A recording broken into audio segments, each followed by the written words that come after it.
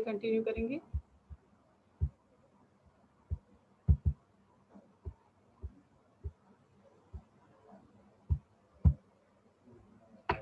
और उस दिन शायद बहुत कम लोग थे, तो एक बार स्लाइड रिपीट कर देती हूँ मैं सारी। आप लोग सभी लोगों ने ज्वाइन भी नहीं किया था। देखिए, हमने प्रेसिडेंट के बारे में पढ़ा था उस दिन। प्रेसिडेंट ये जो है आर्टिकल 53 से इंडियन कॉन्स्टिट्यूशन में प्रेसिडेंट के सारे पावर्स, राइट्स और एवरीथिंग, जितनी भी चीज़ें हैं कि प्रेसिडेंट किस तरह से काम करेंगे, एलिजिबिलिटी क्या होगी, सारी चीज़ें मेंशन की गई हैं इंडियन कॉन्स्टिट्यूशन के आर्टिकल 53 से। फिर आर्टिकल 58 जो है वो कॉन्स्टिट्यूशन में प्रिंसिपल्स बताता है कि क्या एलिजिबिलिटी होनी चाहिए किसी प्रेसिडेंट के लिए। President must be a citizen of India of 35 year of age और अबोव। एक मिनट, हाँ।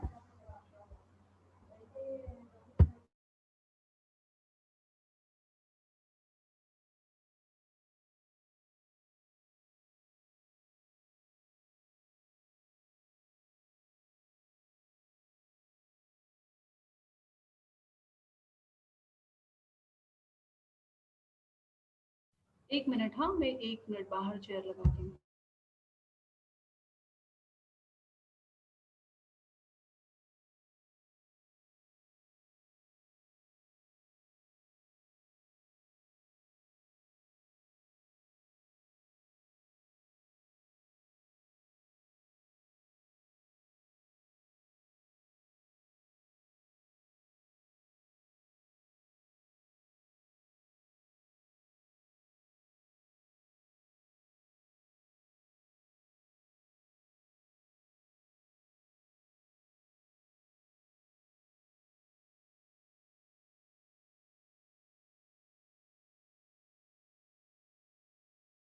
आवाज़ आ रही है सभी को? सॉरी, आज बहुत डिस्टर्ब हो रहा है एक्चुअली, नेटवर्क और क्लासरूम खाली नहीं है। हम्म तो एलिजिबिलिटी वाला पार्ट आपने देखा कि हम फिर आर्टिकल 58 में eligibility 35 year qualification, qualified to become a member of Lok Sabha और certain office holders however permitted to stand the presidential candidates. कौन कौन हो सकते हैं जो कि प्रेसिडेंशियल पोस्ट के लिए कैंडिडेट्स माने जा सकते हैं? करंट वाइस प्रेसिडेंट, जो हाल फिलहाल में जो वाइस प्रेसिडेंट हैं वो जो भी होते हैं, और the governor of any state, किसी भी राज्य के राज्यपाल। फिर a minister of the union और ऑफ एनी स्टेट, किसी भी स्टेट के मिनिस्टर और इंक्लूडिंग प्राइम मिनिस्टर और चीफ मिनिस्टर।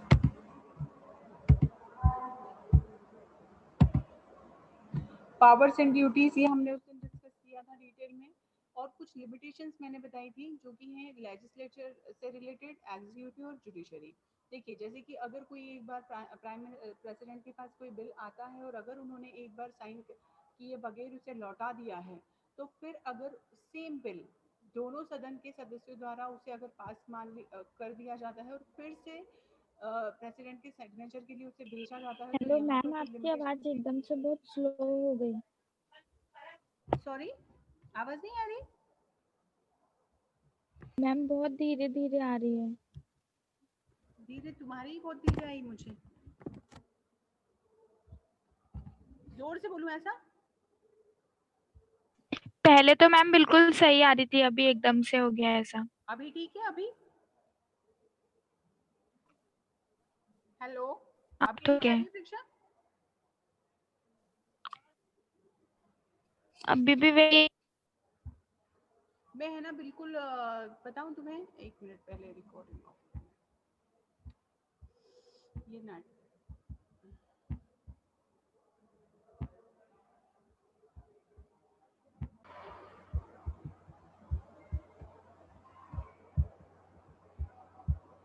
वो सारे प्रेसिडेंट के पार्ट पर होते हैं। अब लेजिस्लेटिव वाला जो पार्ट है वो है आपका, legislative power is constitutionally vested in the parliament of India of which is the president is the head to facilitate the law making process per the constitution. Article इसमें आप लोग मेंशन करेंगे आर्टिकल 78, आर्टिकल 86, दोनों लोकसभा और राज्यसभा में जब भी कोई नियम या रूल्स बनाए जाते हैं, जो लॉ मेकिंग प्रोसेस होता है, उसके मेन हेड ये माना जाता है कि प्रेसिडेंट होते हैं, क्योंकि जब तक उनके वो सिग्नेचर नहीं हो जाते हैं उस लॉ को एज ए लॉ इन्फोर्स नहीं किया जाएगा, है ना। और even he has right to dissolve the Lok Sabha, he can dissolve the Lok Sabha. The president inaugurates parliament by addressing it after the general election.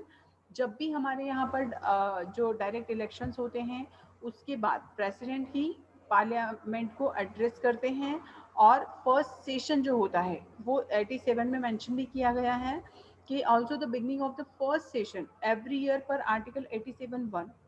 The presidential address on these occasions in generally mean to outline the new policies of the government. जो भी नए election के बाद नया government का formation होता है उसमें जो न्यू पॉलिसीज होती हैं उसका फर्स्ट सेशन जो होता है वो प्रेसिडेंट के थ्रू से किया जाता है। फिर एग्जीक्यूटिव अगर वाले पार्ट पर हम देखें तो article 53, the executive power of the country is the wasted in the president and is exercise by the president. पूरे के पूरे जितने भी एग्जीक्यूटिव वाले पार्ट हैं कॉन्स्टिट्यूशन से रिलेटेड हो, चाहे वो दूसरे किसी कमेटी से रिलेटेड हो, चाहे वो किसी भी पार्ट के हों, उसमें हमारे यहाँ पर main head of the executive authority he president को कहा जाता है। क्योंकि यहाँ पर सारे ओवरऑल एग्जीक्यूशन वाले जितने भी पावर हैं वो आर्टिकल 70 में प्रेसिडेंट को दिए गए हैं और स्टेट वाले पार्ट पे गवर्नर्स को, जितने भी हमारे गवर्नर्स हैं उन्हें दिए गए हैं। Article union cabinet with the prime minister as its head should aid the advice in president in performing his functions. अब जैसे कि आप सभी लोगों को पता है कि हमारे यहाँ बेसिकली अगर जो एग्जीक्यूशन वाला पार्ट अगर हम देखें तो अपॉइंटमेंट, सिग्नेचर, एवरीथिंग जो फॉर्मेलिटीज वाला पार्ट है वो प्रेसिडेंट के पास है। बट जो एक्शन वाला पार्ट है वो प्राइम मिनिस्टर और उसकी कैबिनेट के पास है, जो मंत्री परिषद होता है उनके पास है और प्रधानमंत्री के पास है। पर यहाँ पर टाइम टू टाइम उनसे किसी भी तरह की, प्रधानमंत्री को राष्ट्रपति से किसी भी तरह की सहायता लेना, उनसे एडवाइस करना, सलाह लेना, अपने हर काम में इस तरह के टाइम टू टाइम इस तरह के एक्ट किए जाने जरूरी होते हैं और इवन किए भी जाते हैं। मतलब ये अंडरस्टैंडिंग और अंडरस्टूड वाला पार्ट है।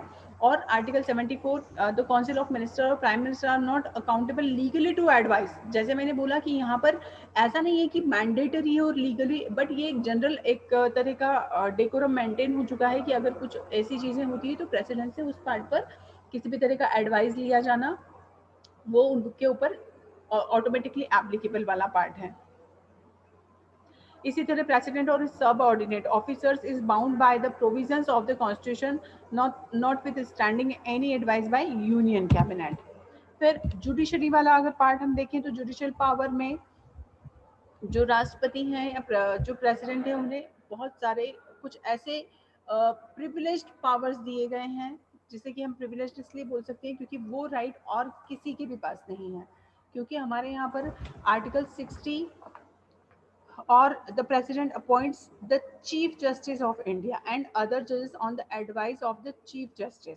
He dismisses the judges if and only if the two houses of the parliament passes the resolution to the effect by the two-third majority of the members president। आप सभी लोगों को पता होगा और इस प्रोसेस को जो बोला जाता है वो होता है इम्पीचमेंट। महाभियोग के द्वारा हमारे यहाँ पर प्रधानमंत्री को और प्रधानमंत्री के अलावा प्रधानमंत्री नहीं, राष्ट्रपति और राष्ट्रपति के अलावा चीफ जस्टिस ऑफ इंडिया को हटाया जा सकता है, डिसमिस किया जा सकता है। The Indian government chief legal adviser Attorney General of India is appointed by the President of India under Article 76(1) and holds office during the pleasure of the President. If the President considers question of the law or a matter of public importance has arisen, he can also ask for the advisory opinion of the Supreme Court per Article 143. By Article 88, the President can ask the Attorney General to attend the parliamentary proceeding and report to him any unlawful functioning, if any. Means यहाँ पर judicially वाले part पर article 60, article 76(1), article 143, article 88, इतने सारे, इसके अलावा और कई सारी चीजें हैं जो कि राष्ट्रपति को दी गई है। अपॉइंटमेंट में वाला एक मैंने इसमें लिस्ट मेंशन किया है क्योंकि अलग से आप लोगों को ढूंढना पड़ता है कि किस किस जगह पर कहाँ कहाँ अपॉइंटमेंट से रिलेटेड राइट्स हैं प्रेसिडेंट के।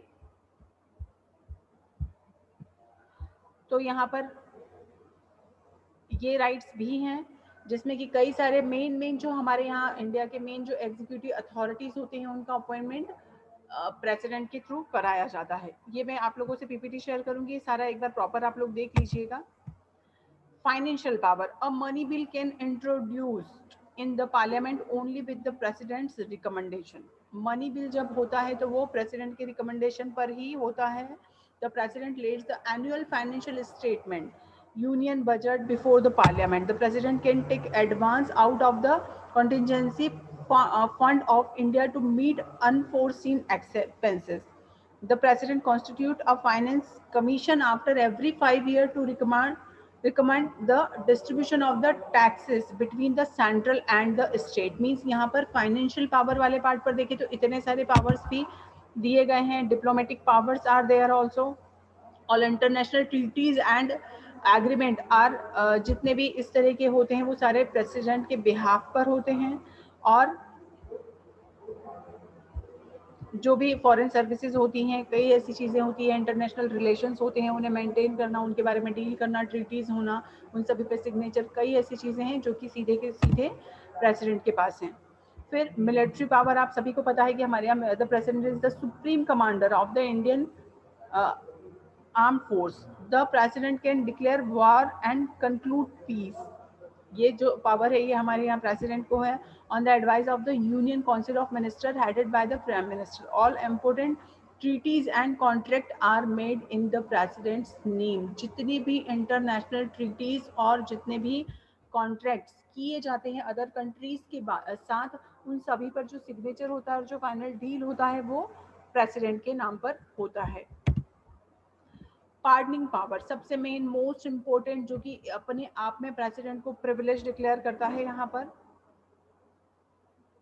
वो है pardoning power.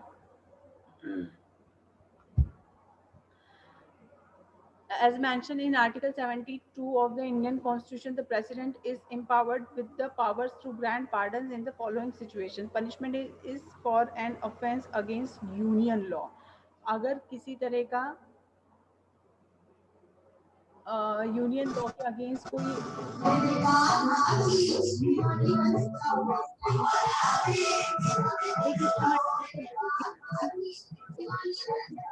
Punishment by military sentence that is of death. तो इस कंडीशन में यहाँ पर अगर कोई इस तरह के जो पनिशमेंट दिया गया है उसको कम करने किए जाने का जो राइट है वो सिर्फ और सिर्फ हमारे यहाँ पर प्रेसिडेंट के पास है।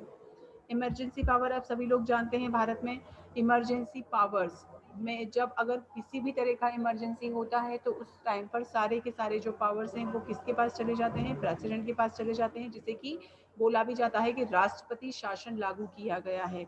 इवन समटाइम्स अगर किसी स्टेट में कोई इस तरह का जो गवर्नमेंट सिस्टम फेल हो जाता है उस भाई किसका माइक ऑन है, बंद कर।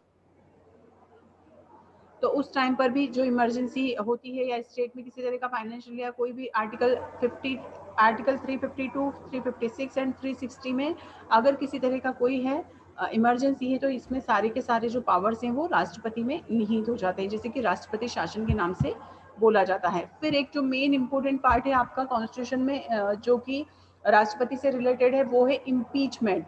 अभी तक हमारे यहाँ इंडिया में कभी ऐसा नहीं हुआ है कि किसी भी राष्ट्रपति को इस प्रोसेस से महाभियोग के द्वारा हटाया गया हो। महाभियोग एक ऐसी प्रोसेस है जिसमें कि ये डिक्लेयर किया जाता है कि जो राष्ट्रपति हैं उन्होंने किसी तरह का मैला प्रैक्टिस या उनकी इनकैपेसिटी के कारण उन्हें उस पोस्ट से हटा दिया जाए। तो यहाँ पर अगर मेजॉरिटी में वोटिंग होता है और उसके बाद ये डिक्लेयर होता है कि रियल में प्रेसिडेंट ने कोई इस तरह का एक्ट किया है या कोई मैला प्रैक्टिस की गई है जिसे उन्हें हटाया जाए, तो उसका जो प्रोसेस है उसे इम्पीचमेंट कहा जाता है। और ये प्रोसेस इंडिया में कभी नहीं हुआ है फॉर प्रेसिडेंट।